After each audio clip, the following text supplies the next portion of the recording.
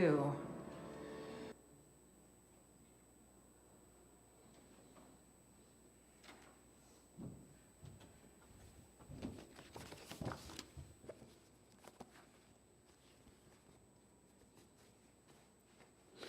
Morning. My name is Charles Thomas. Welcome to the Unitarian Universalist congregation of Flint. If you're new to us, let me tell you a bit about our church.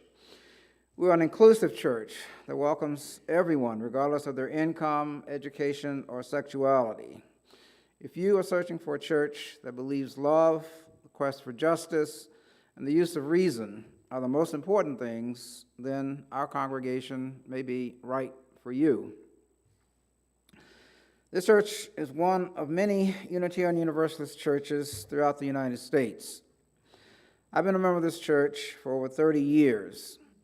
There are many reasons I love this church and Unitarian Universalism. I'd like to share two of those reasons with you now. First, it's very fulfilling to me to experience being part of a tradition of liberal religion that extends to many places around the world and extends back in time many centuries to about the 1500s for Unitarian Universalism itself, and even further back in time when one considers other forms of liberal religion. It's satisfying to me to feel that I can have a part in helping to preserve this tradition of liberal religious expression for future generations. Second reason it's important to me to participate in this church is that I greatly value our intellectual openness and the emphasis we place on knowledge, science, and discovery, while also being open to and appreciating the good in a wide range of other religious expressions and non-religious views. Examples could include Islam, Buddhism, paganism, Native American traditions, atheism, Christian traditions, etc. I'd like to invite those of you present to coffee hour, which will be downstairs today, and to a talk back after service. I'd like to invite those of you viewing the service today online and let you know that there will be no virtual coffee hour today online. But if you are watching the service online today on YouTube, immediately after the service, you can participate in the talkback sermon discussion using the chat function on YouTube. If you've been coming to our congregation for a while and are interested in taking the next step and becoming a member, please talk to one of our ministers. I have 4 announcements for you today. First announcement, please join us today, this Sunday, July 17th at 5 p.m. here at the church for a Joy Brewer coffee concert. Admission is free. This will be our 3rd monthly concert in memory of Joy Brewer. Joy loved music and left some funds for music at UU Flint. Some of that gift is being used to fund these concerts. Coffee and snacks from the Good Beans Cafe will be available for purchase. About the artist that's performing today, Kyle Kanjar is a concertizing classical guitarist based out of Flint who is known for his interpretation of Brazilian works for guitar. Second announcement is about our music summer camp, which will take place August 1st through 5th. If you know children in grades 3 through 8 who are looking for an excellent summer camp, make sure their parents know about our very own music and movement camp. Our day camp happens here at UUCF during the week of August 1 through 5 and is led by our music director, Dan Garrix. Some of the camp participants will perform for us at our August 7th Sunday service. Announcement number 3 is that our UUCF ministers, Revlynn and Revjerry, will be back August 7th. The final announcement is about the UU Women's Connection Summer Retreat for 2022 that will take place August 12th through 14th at Renora Lodge and Retreat Center in Watervliet, Michigan. And here's a quote from one of their pieces of publicity about the event. Quote, We will gather in Trilogy Lodge, a dorm-style lodge that sleeps up to 20. Wildflower walks, bonfires, relaxed workshops, and worship circles make up this weekend. Back to the land on the 400-plus acres of woodland and lake within the spirit-filled place called Renora. We'll now turn to lighting the chalice. I'll invite the person that is lighting our chalice to come forward at this time. I'll read these words. Thanks, Terry. For every time we make a mistake and we decide to start again, we light this chalice. For every time we are lonely and we let someone be our friend, we light this chalice. For every time we are disappointed and we choose to hope, we light this chalice. These words are from Lindsay Bates. I'll invite you now to join me in reciting our church covenant, which will appear on the screen.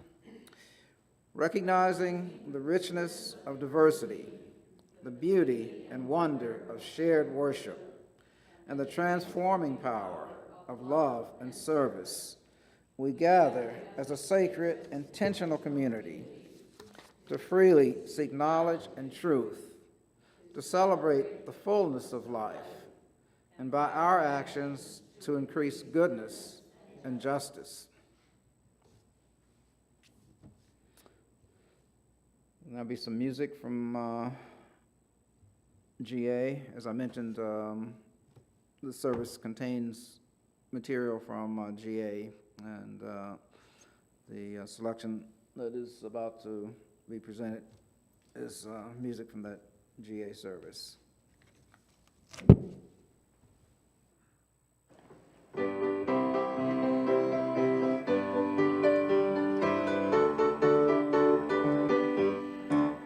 Sia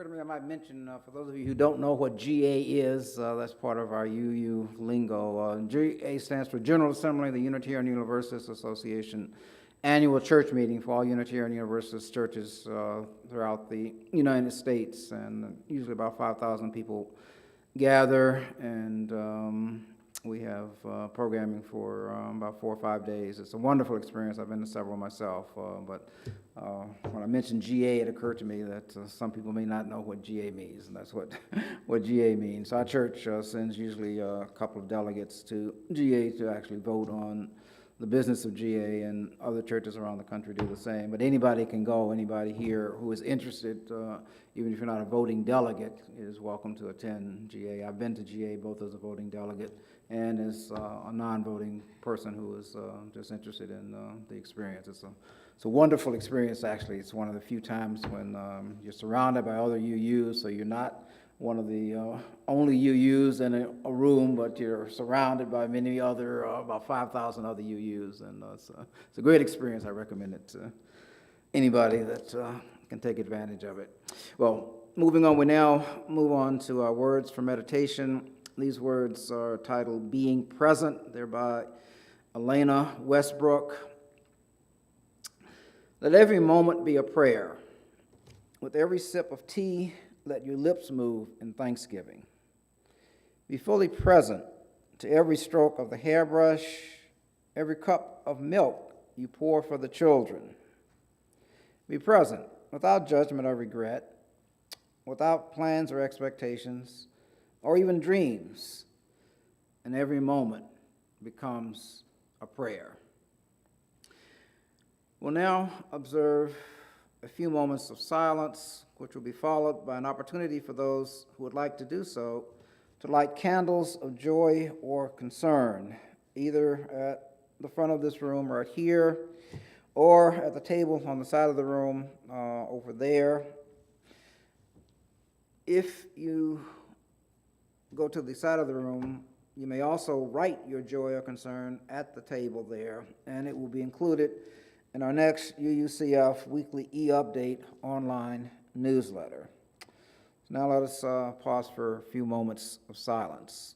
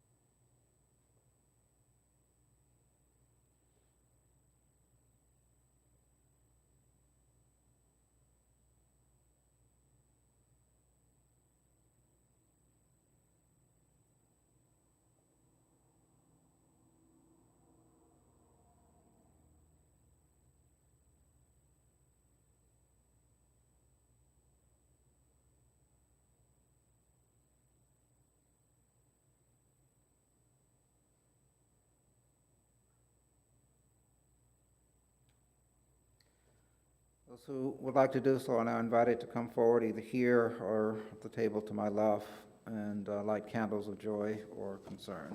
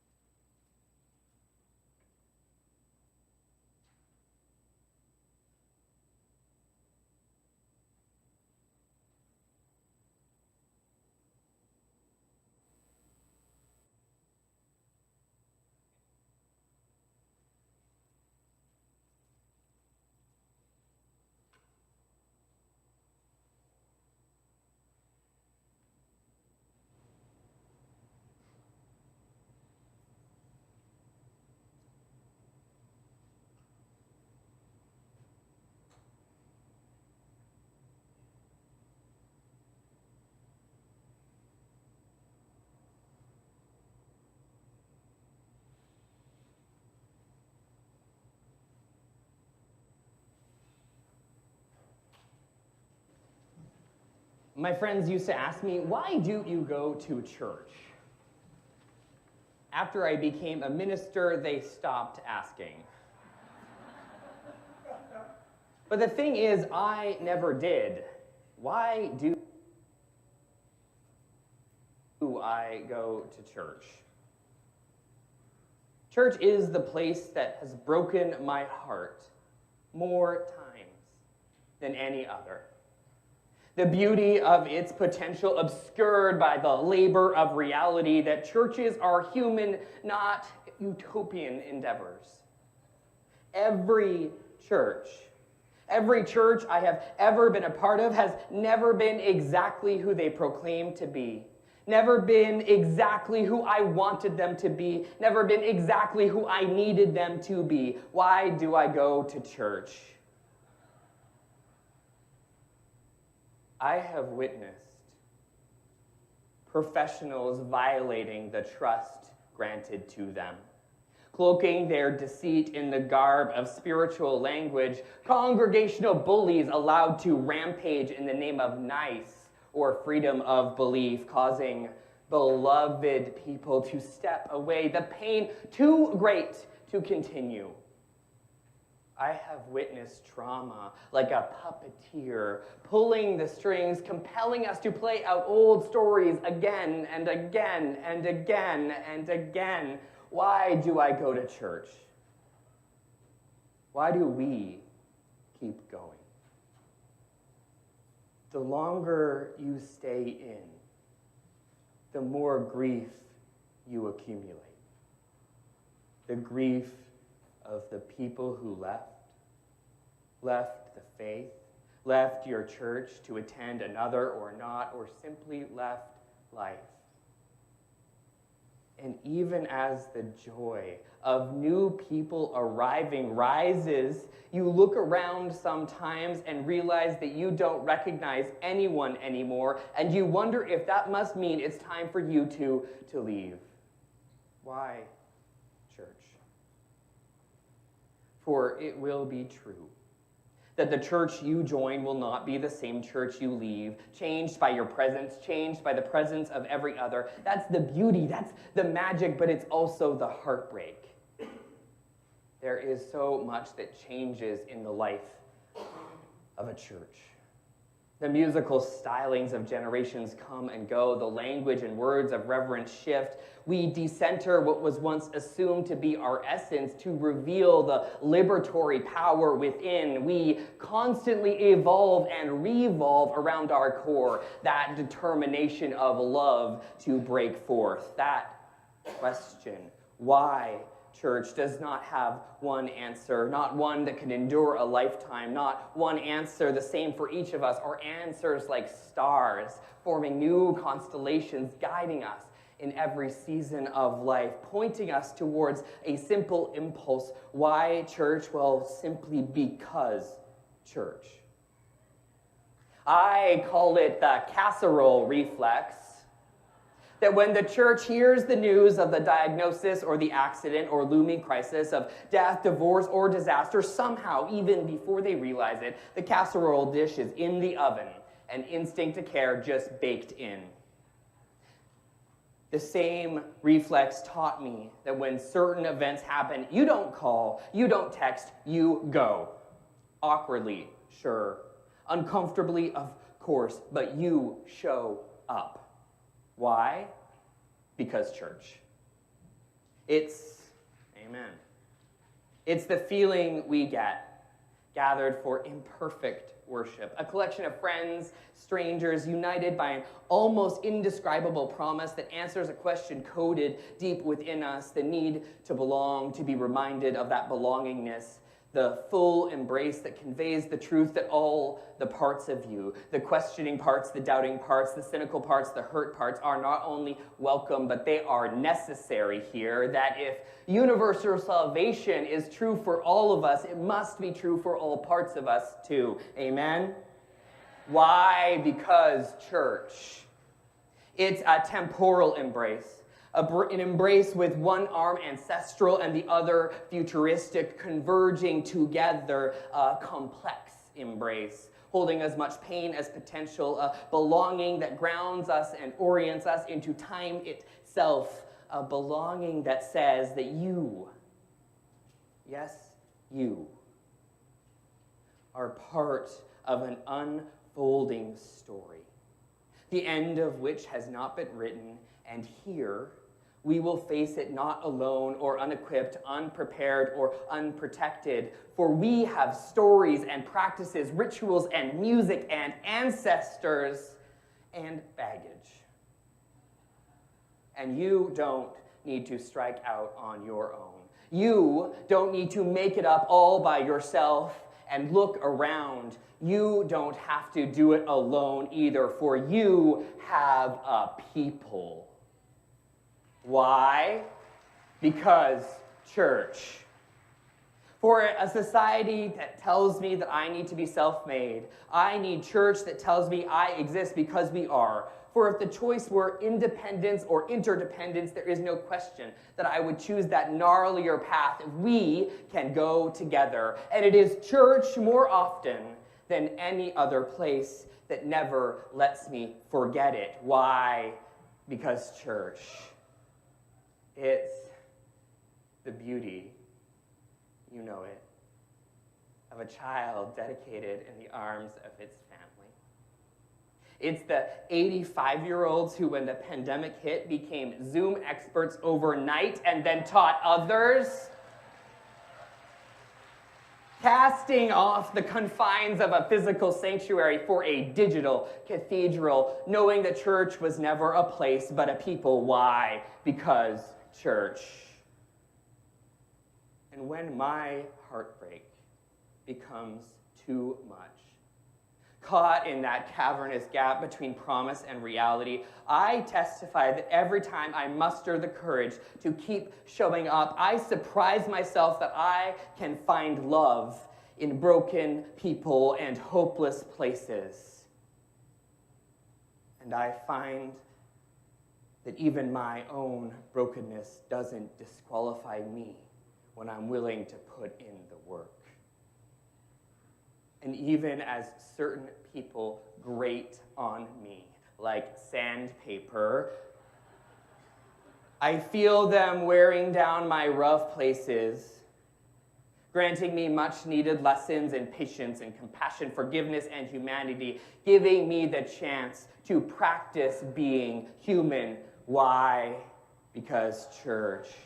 For our churches are like base camps, teams fanning out, forming rapid response networks of prayer and safe passage for all who seek safety, for all who seek self-determination and shelter. We feed each other and are fed. We dismantle the prisons of supremacy living within and around us, all the while growing us awkwardly and lovingly as we navigate the challenges of a mission that calls us to the brink of all that we love and know, and invites, commands us to step out in faith, to commit to be changed, to covenant, to promise to a journey without knowing what intimacy, what vulnerability will be asked of us as we embark. For if we knew friends, we wouldn't say yes, but when we look back, we can't help but thank God we did. Why? Because church. I have witnessed friendships formed in social halls, sparked in classes that have saved lives. Zoom chats brimming with prayer, heartfelt messages launched not into a void, but as offerings into the heart center of a community that breathes, that conspires, both IRL and within and beyond those ones and zeros that constitute our now other gathering place. All of it revealing shards of holiness, reflecting belovedness imperfectly but truly, whispering, you are not alone.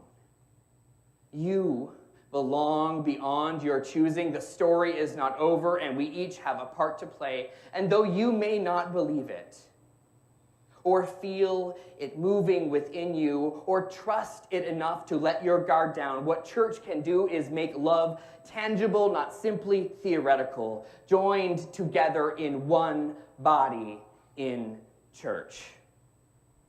Amen.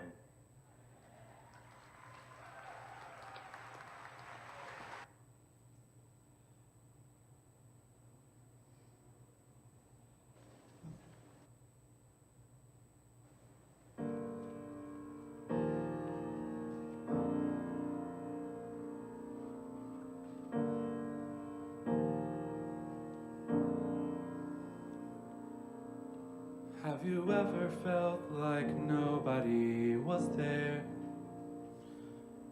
Have you ever felt forgotten in the middle of nowhere? Have you ever felt like you could disappear? Like you could fall and no one would hear?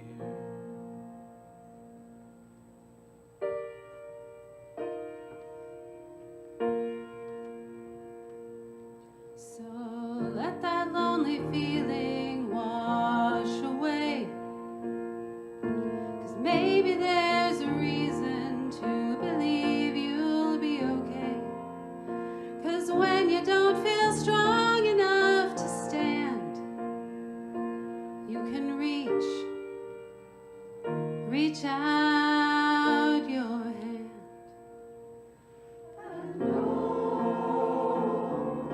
Someone will come running, and I know to take you home.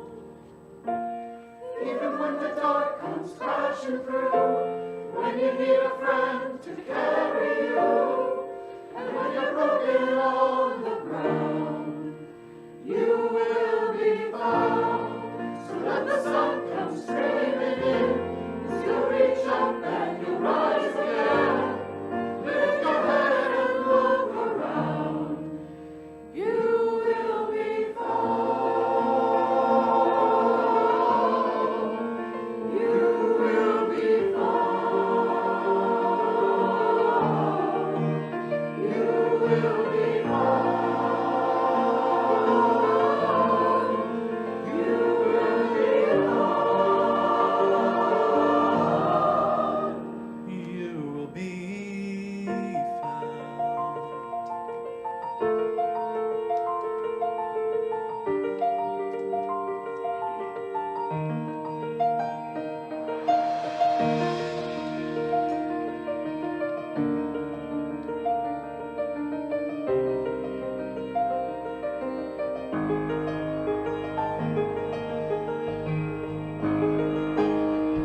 There's a place where we don't have to feel unknown. And every time that you fall out, you're a little less alone. If you only say the word, from across the silence, your voice is heard. Someone will come running to take you home. Someone will come running to take you home.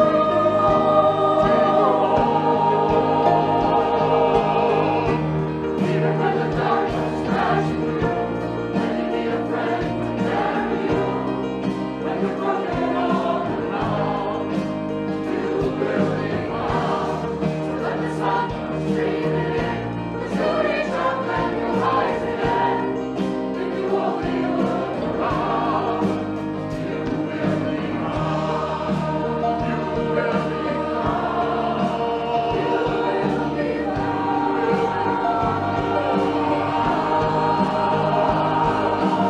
Out of the shadow, morning is breaking. All is new. All is new. It's filling up the empty, and suddenly I see that all is new. All is new. You are not alone. You are not alone. You are not alone. You are not alone. You are not alone.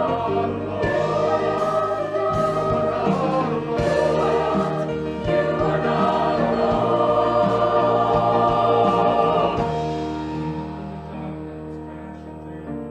When you need someone to carry you, when you're broken on the ground. You will be found. If you reach up and you rise again, if you only look around, you will be found.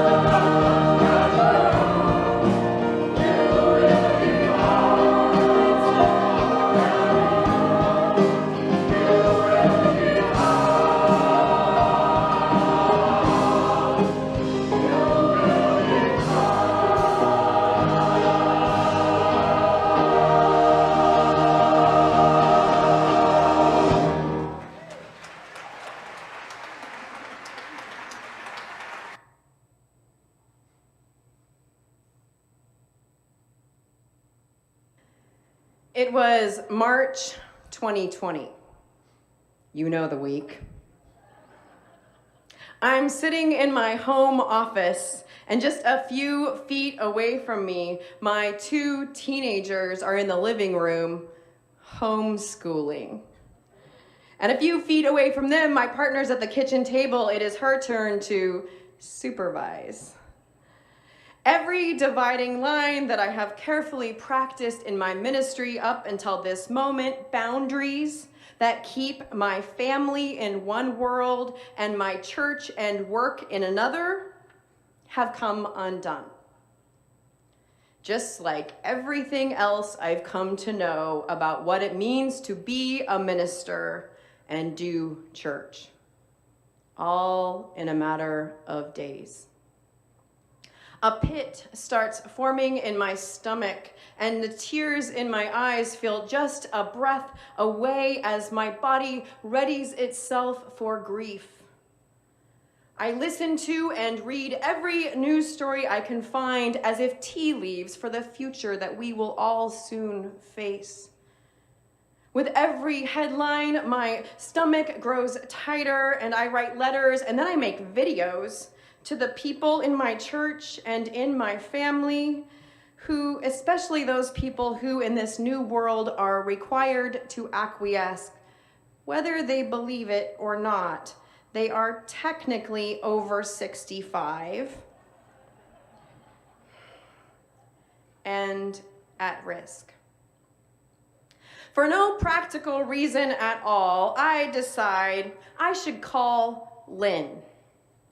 In the congregation that Sean and I serve, that is the Foothills Unitarian Church in Fort Collins, Colorado, Lynn is one of our elders. Literally, in this case, she's 88. There she is. She's on the left. She's next to 2 other beloved elders, Bob and Bev.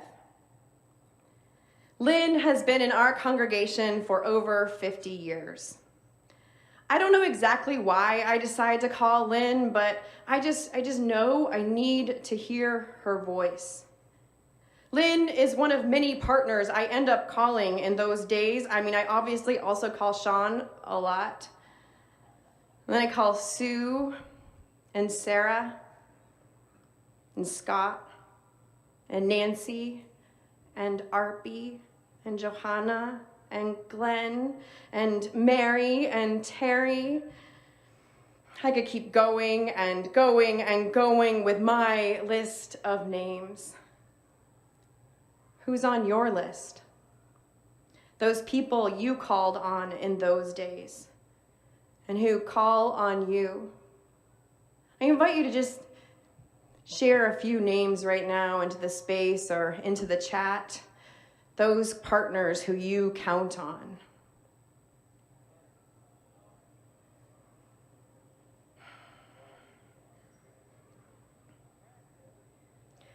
In those days, there was this whole web of checking in just called into being. And in every hello, the tender awareness of feeling way too little, like our story. And in every, how are you? The humble surrender of not having any freaking idea about any plans. Except also there was this trust, this automatic response into a steady practice of turning to each other, our partners, who were at least company in the chaos, even though none of us knew when or if the storm would pass. It is, after all, the call that saves us, and the checking in on each other that connects us with something greater, that love that abides. The voice on the other end that says simply yet powerfully, we are still here. We survived. In those days when we had no idea what it would mean for us to do church, at least not as we had known it for decades or even centuries, in those days we knew most clearly how to be the church. We knew to make the calls, we knew to give the money, and we knew to show up in ways that were for more than just ourselves. We also knew we'd need to learn things we'd never known and really never wanted to know. We also knew that we'd have to be okay with being uncomfortable, maybe for a long time. The only good news was that at least it would be over by the following May, when the UUA promised that we could get back to normal. Just kidding, Susan. Mostly.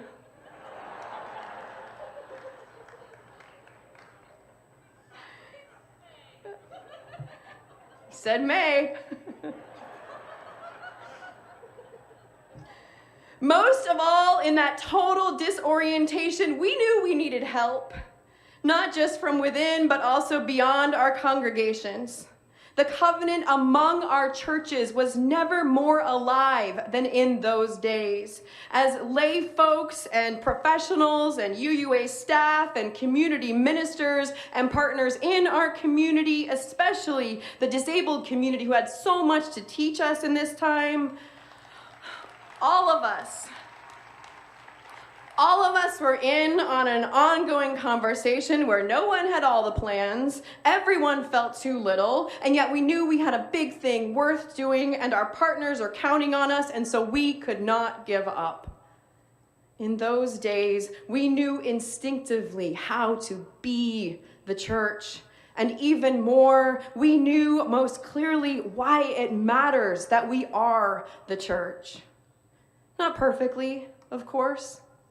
I had an idea, actually, for a GA workshop where we all could just share our most embarrassing tech messes. That'd be fun, right? For us, I'm pretty sure we'd have to tell about this last Christmas Eve, when literally the feed, it just for some reason that night, it decided it would not load. And then it loaded, and then there was no sound. And then, oh right, I actually can't even tell you about it because I wasn't there because my family had a COVID exposure 2 days before. Yeah, it was horrible. But in sharing our stories, we all have our stories, right? But in sharing our stories, we'd remember that neither tech nor perfection are the point. The people are the point. And the partnership with each other and with God, that's something greater. And the deal we make to keep trying, that's the point. And we did it. We are here. We are here. And we survived.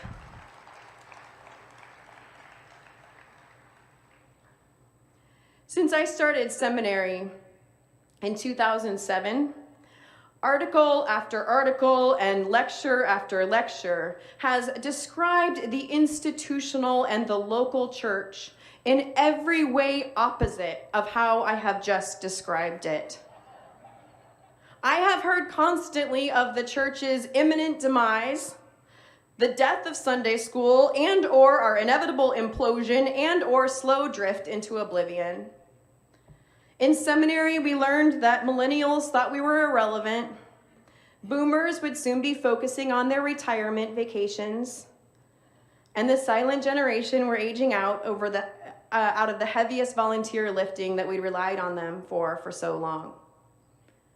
Now, you may have noticed that in addition to Gen Zers who weren't yet constituted, they left out one generation in this analysis,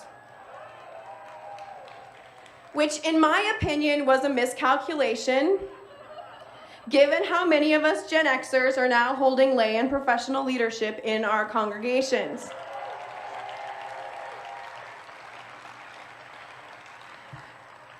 To quote Nirvana, "Oh well, whatever, never mind."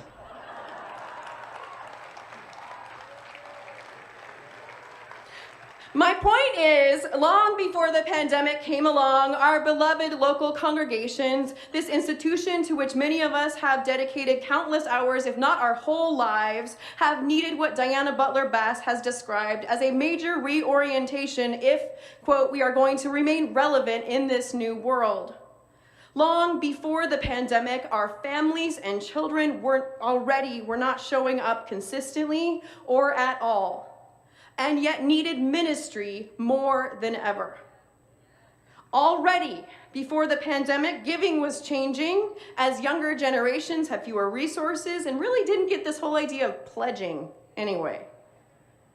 Already, we needed to be fully and fluidly present both online and in person, even though we really had no idea what this even meant. And already, our churches were some of the least progressive, most monocultural, white, hetero spaces that many young people will encounter in their whole lives, despite the story many of us tell ourselves or the call that most of us know our faith makes.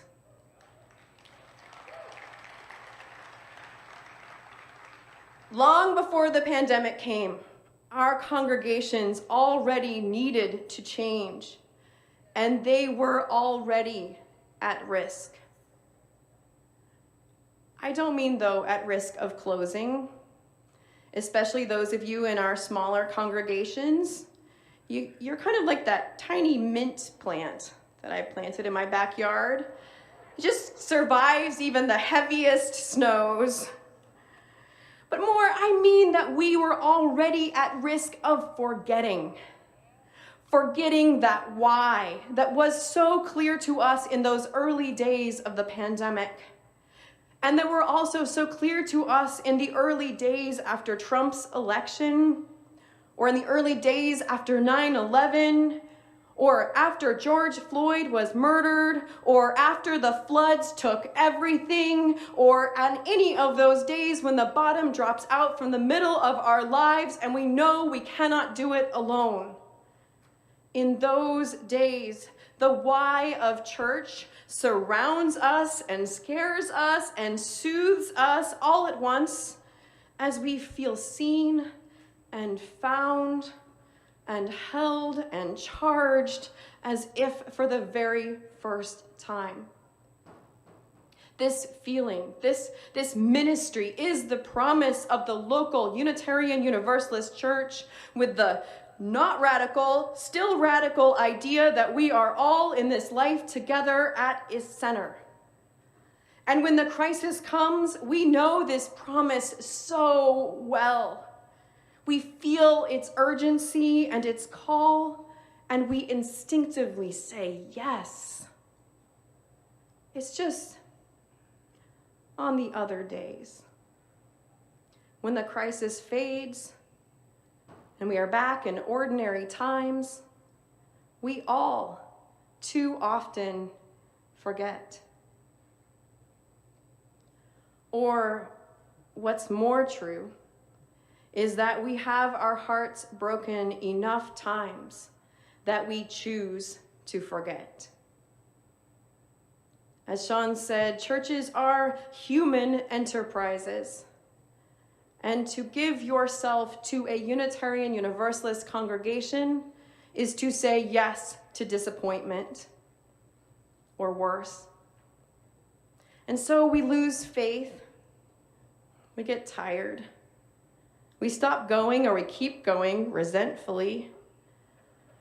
We shrink our dreams or grow bitter or numb or all of the above, especially in these days.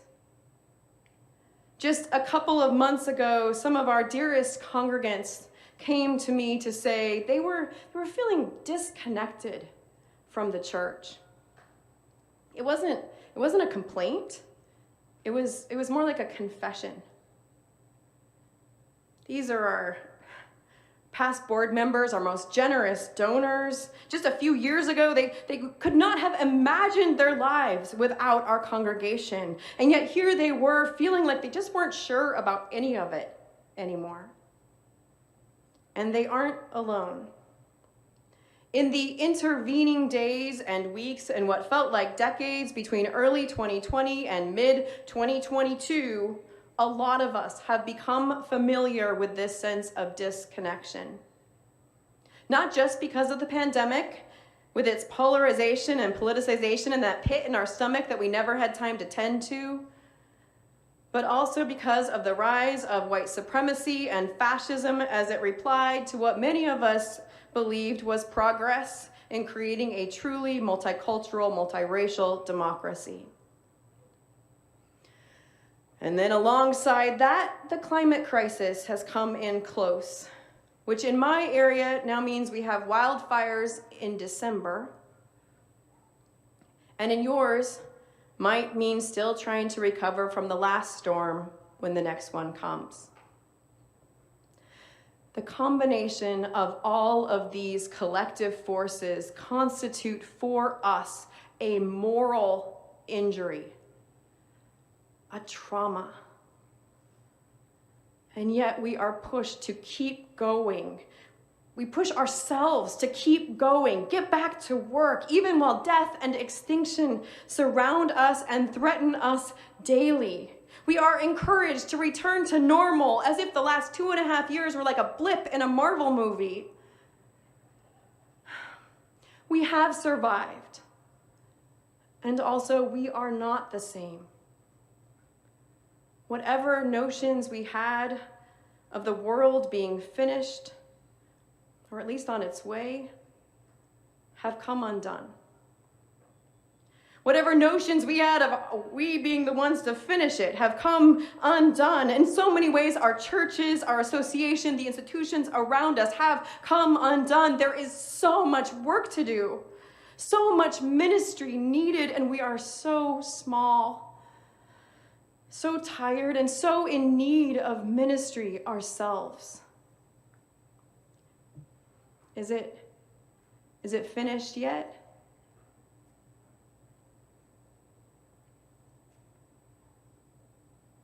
Can I tell you something? When our president invited me to preach this service, just like Pastor Jacqueline Duhart told us was her first reaction, my first reaction was also no way. Obviously, I did get to the second reaction, which was, oh God, I'm doing this. But that first reaction was real, and it was rooted both in my terror and equally my confusion about what it means to be here with all of you at General Assembly. Now, to be clear, over the years I've loved much at GA. I have cried and laughed and sung with joy in the rare and powerful experience of being with thousands of other UUs while we are reminded both of who we are and who we are yet called to be. And still, I have also always felt confused about what it means to do Unitarian Universalism in general. Because where Unitarian Universalism has meaning for me is in the particular, in the people and the partners and the stories, even the particular annoyances and frustrations and heartbreak, most of all in the particular repair and the change. Unitarian Universalism comes alive by way of a localized, particular covenant grounded in place, where hearts can be opened and mindsets can shift over years of often hard and even painful ministry to and with the imperfect people who keep showing up. It is like this little button that one of our congregants gave me a few years ago. It said in big letters, "I love people." And then in little letters underneath that it said, "In theory." The grand ideals of Unitarian Universalism that inspire so many of us to travel across the country or to log on in the middle of our busy lives, this is us loving people in theory. Here we can connect with the good news of our faith that brought so many of us to our churches in the first place, and yet keep the promise at arm's length. set in bold generalities and sweeping statements of conscience that may or may not have real meaning back in our hometowns and home churches. Which again, this is not unimportant, and after all we have been through, keeping our faith at arm's length is understandable. It's just this. All of this is not the deal we make as Unitarian Universalists. Our deal is not to love people in theory. Our deal is to love them in real life. Our deal is to keep calling that web of check-ins into being, not just when we're feeling the gift of being in this life together, but in the gut punch. In the times when we most feel like everyone around us isn't doing enough or doing it wrong, when it feels like the only best option is to forget, right then, by which I mean, of course, right now, our faith invites us to remember how urgently it matters that we show up and be the church, not just for the rest of the world, but for ourselves. Not just for ourselves, but for that something greater. Because without the people being the church, there is no church. And without the local church, there is no Unitarian Universalism.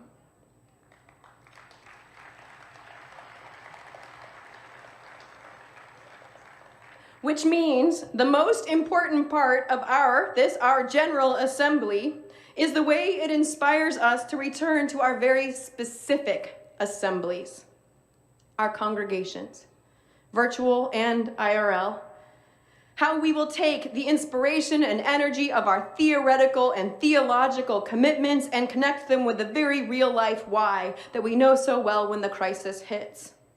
And how we stitch all of this onto our hearts so that it pulses with urgency even on the ordinary days or in the days when bitterness is everywhere. In these days, we are called not just to go back to church, but to be the church, and to invite our friends and neighbors to join us as partners, because so much has been lost and so much has come undone, which also means that it must be time to build. It must be time to take all the lessons of who we knew to be in early 2020 and let them inform and drive a new vision where we can meet the no less urgent needs of June 2022 and beyond. I want to offer 4 examples of this vision. First, in the early pandemic, we loved getting to share Sundays with other UU communities, didn't we? Yeah, it was fun. It's also such a time saver to share ideas and practices so fluidly. And so, rather than just reverting back to old silos in this moment, how about we take this moment to build a movement where collaboration is the norm?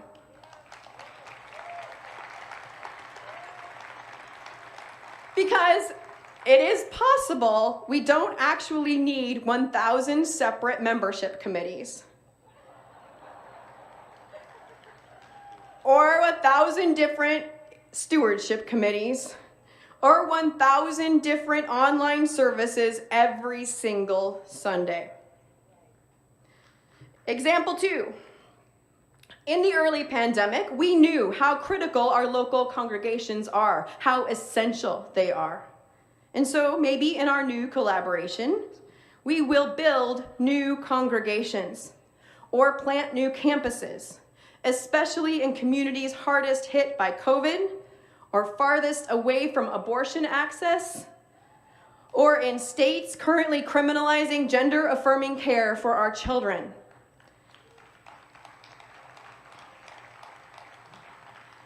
How many ministries would we be starting if we decided our congregations matter at least as much as NPR? Or Planned Parenthood? And don't they? Or really, maybe our partnerships will lead us to pay more attention to the UU churches that are already in these communities and follow their lead. I mean, just imagine saying from within your church, dear UU churches in Arkansas and Alabama and Louisiana and Missouri and Wyoming. Now, I know Wyoming pretty well. It's very close to Colorado, so let me pause here to be very specific. Imagine saying from within your congregation, dear friends in Casper and Cheyenne and Laramie, Wyoming. We know that Unitarian Universalism is urgently needed in your communities, and we believe your churches are the best way for our faith to be made real. Thank you for your work on reproductive justice and trans inclusion.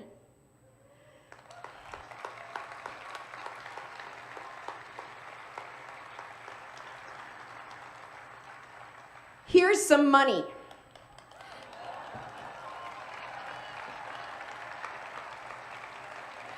Do with it what you need to grow your church. We are praying for you. We are here for you because we are partners, all of us, and we can't give up on this big thing, this deal we make to love people in real life. And yes, that is the Reverend Leslie Key, who serves both in Casper and Laramie, Wyoming. This photo is of her at the abortion clinic that she and her church are starting to help start in Casper right now as a way of fighting the trigger laws in her state.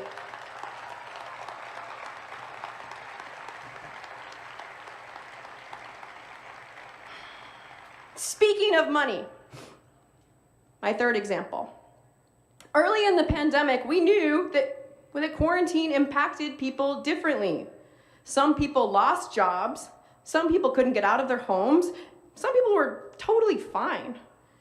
And the generosity that I saw during that time was phenomenal in our churches. Suddenly, it's like we understood that giving in our churches could be a radical act of equality and social justice. Or at least it can be when we meet our big dreams with big giving. But this is not the conversation happening in most of our churches right now. We are not talking about building a vision with big dreams. We're talking about cutting it, pulling back on ministry because people have pulled back. But if we are even going to approximate that vision that we have now stitched upon our hearts, then we are going to need to stop spending hours in budget meetings talking about how we can find $200 or even $2,000. We cannot wait for the church to meet the longing we have and then give. It is our giving that makes that longing a reality. Which brings me to my fourth and final example.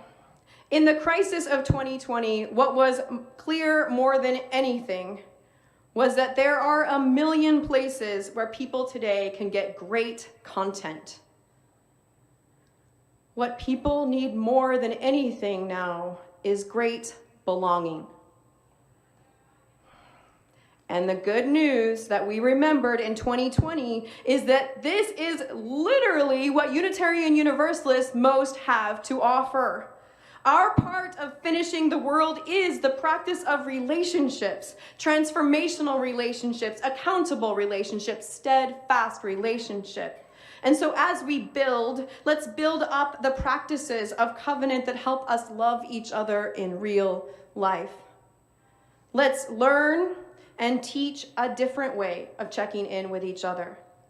Not just with the people that we already know or who are like us, but beyond that, to ask ourselves who we haven't called, haven't considered, aren't yet in relationship with.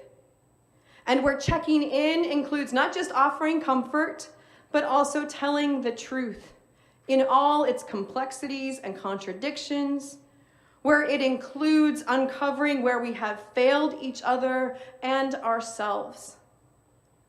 And it includes asking for help and receiving help and praying together, healing, which it sounds sweet, like let's heal, but actually it's really hard and painful.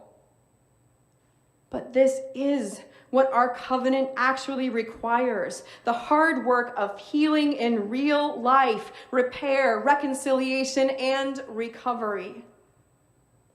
In these days of disruption and destruction, we must give thanks that we survived. Our individual and collective survival, it is a miracle. And survival is too small a dream for our big faith. On these days, we must build a bigger dream for our world and for ourselves. We must remember the deal we make as Unitarian Universalists, group by group, congregation by congregation, partner by partner, in these little rooms and these sacred promises. We are big enough. And besides, our partners are counting on us, so we can't give up. Let's keep on finishing the world. Amen.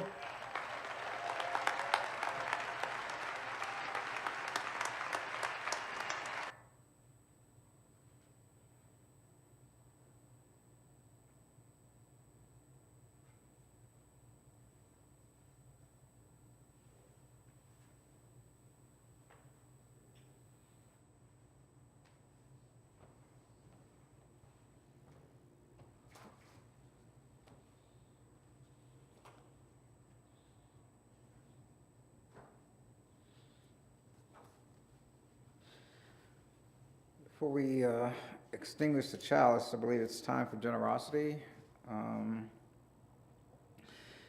This is a moment of service where we take the offering. And as I stated at the beginning of today's service, I've been a member of this church and have supported it for over 30 years.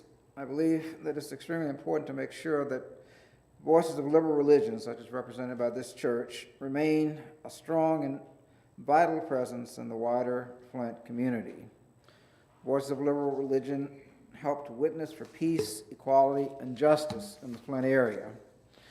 I invite you to join me in making a financial contribution to the Unitarian Universalist congregation of Flint. You may do so by using the envelopes on the table at the back of the church as you leave today's service, or by donating online at the church's website at uuflint.org, or by mailing a check to the church office, the address of which is found on the church website at uuflint.org. So we now will move to extinguish the chalice. As I say these words, we extinguish this flame, but not the light of truth, the warmth of community, or the fire of commitment. These we carry in our hearts until we are together again.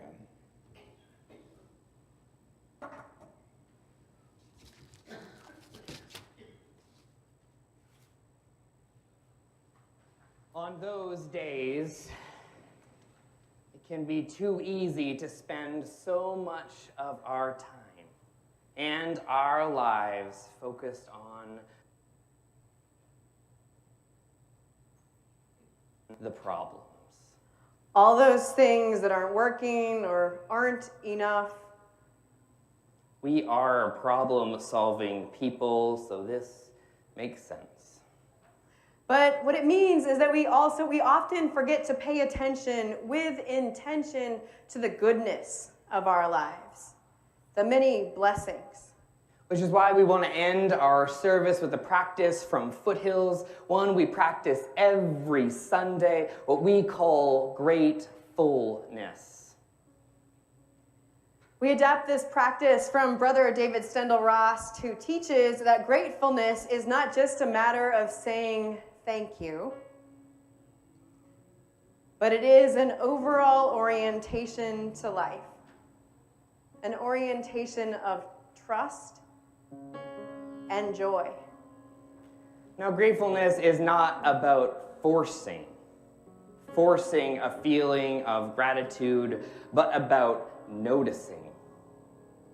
So I invite you to get into your gratefulness posture, We have some energy in our bodies from that, so you're probably closer than on many Sundays. And I invite you in this moment to pause, to pay attention, to experience the gifts of life that are everywhere.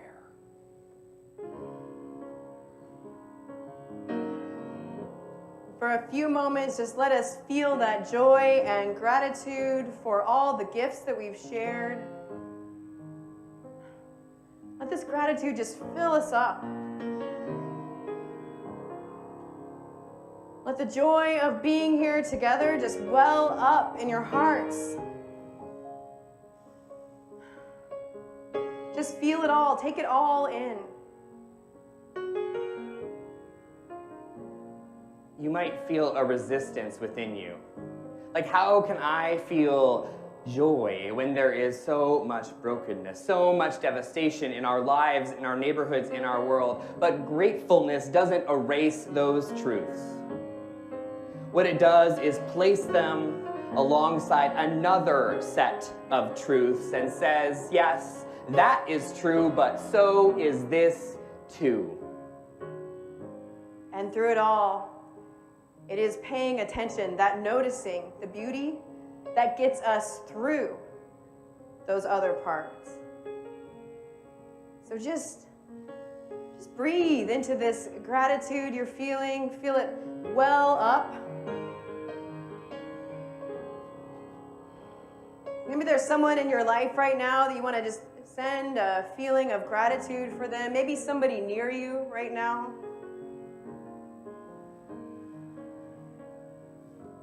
And then allow the gratitude just keep welling up for the beauty of this whole life, this beautiful miracle of life.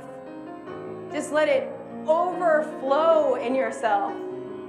So much so that, as Brother David Stendhal Ross says, you cannot help but rise in body or in spirit and burst out with song. There is more love somewhere. There is more love somewhere. I'm gonna keep on till I find it. There is more love somewhere. We're gonna sing that verse again. There is more love somewhere.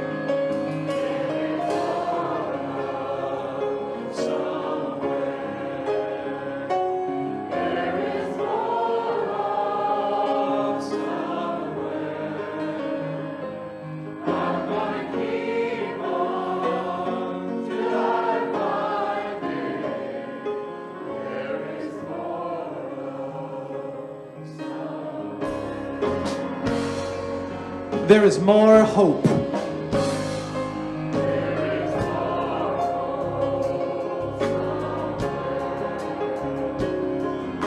is more hope somewhere. I'm gonna keep on till I find it. There is more hope somewhere. I'm gonna keep on.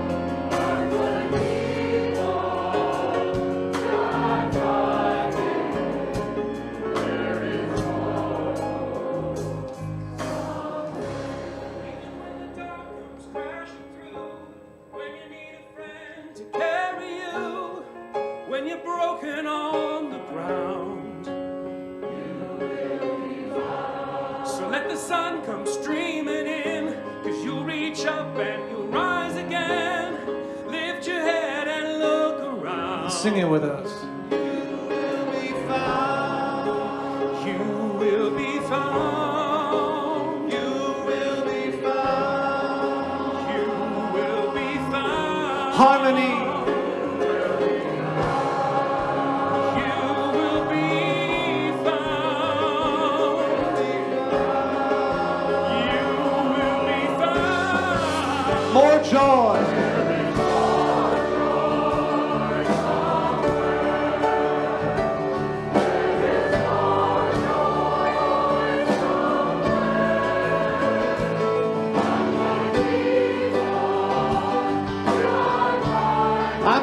keep on. I'm gonna keep on.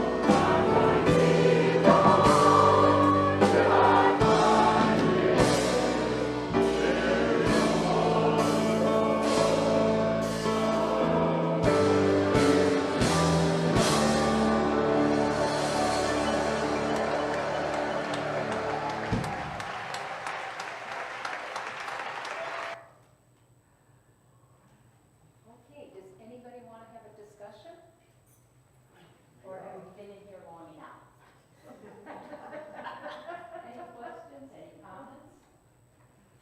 Nope, let's go have coffee then. Just what a beautiful reminder GA is. And if you do, it's going to be in Pittsburgh next year, which is a little closer for us, rather what it was way out west. Don't want to talk, so, Oh, no talk back? no talk back. Okay, so we're gonna do all our talking back to each other at coffee hour, which we're set up down.